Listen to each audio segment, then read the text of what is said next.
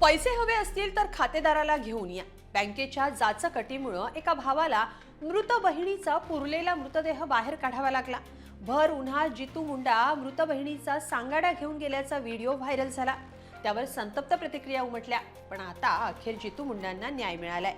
मृत बहीण कालरा हिच्या कष्टाचे पैसे जितू मुंडा यांना मिळालेत, पण त्यासाठी त्यांना भर उन्हात मृत बहिणीचा सांगाडा बँकेत न्यावा लागला। या सगळ्यात बँकेची चूक असल्याचं आता समोर आलंय।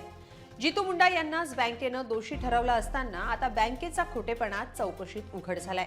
हे दाखवणारा सीसीटीव्ही व्हिडिओ समोर आलाय। नेमकं काय घडलंय सविस्तर पाहूया या व्हिडिओतून। नमस्कार, मी स्वाती पाटील। तुम्ही ही बातमी पाहताय लोकमत.com वर।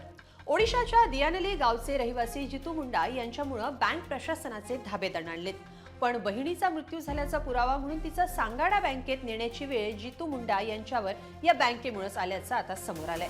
व्हिडिओ समोर आल्यानंतर सरकारनं या प्रकरणाची दखल घेतली। प्राथमिक चौकशीत बँकेच्या कर्मचाऱ्यांनीच जितू मुंडा यांना सहकार्य केलं नसल्याचं समोर आलंय। निधन पावलेल्या बहिणीच्या खात्यातली रक्कम काढण्यासाठी जितू यांना पुरलेला मृतदेह बाहेर काढावा लागला। थेट बँकेच्या दारात मृतदेह नेणाऱ्या जितू मुंडा यांच्यामुळे व्यवस्थेला जाग आलीय।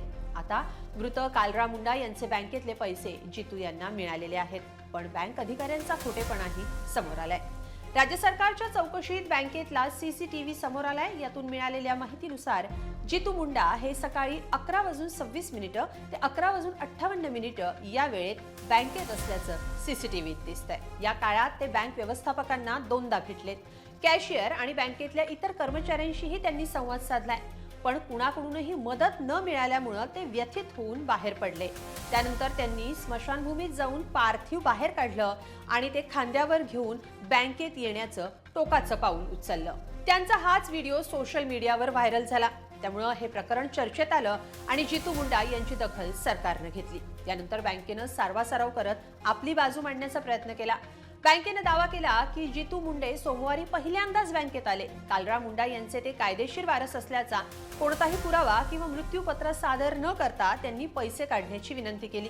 बँकेच्या वतीनं या प्रकरणाची चौकशी करणाऱ्या सत्यव्रता नंदा यांनी जितू मुंडा यांच्यावरच आरोप केले। त्या म्हणाल्या, जितू मुंडा यांचे आरोप निराधार आहेत। ते यापूर्वी कधीही बँकेत आले नव्हते। तसंच बहिणीचा सांगाडा घेऊन ते आले तेव्हा ते मद्यधुंद अवस्थेत होते। पण या प्रकरणाची चौकशी ज्यांनी केली आहे त्यात आता खरी बाजू समोर आल्याचं सांगण्यात येत आहे। चौकशीत मिळालेल्या माहितीनुसार बँकेचे अधिकारी जितू मुंडा आणि त्यांची निधन पावलेली बहीण कालरा मुंडा या दोघांनाही ओळखत होते।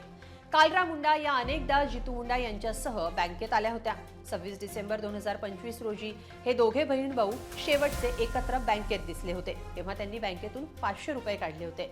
त्यानंतर महिनाभरानं कालरा मुंडा यांचा मृत्यू झाला आणि जितू मुंडा यांना हे टोकाचं पाऊल उचलावं लागलं। महसूलचे विभागीय आयुक्त मोहपात्रा यांनी याबाबत सांगितलं की बँक अधिकाऱ्यांनीच मान्य केल्यानुसार दोघेही सख्खे भाऊ बहीण आहेत हे त्यांना ठाऊक होतं। त्यामुळे बँकेतल्या कर्मचाऱ्यांनी मुंडा यांच्याशी सौजन्यानं वागणं अपेक्षित होतं।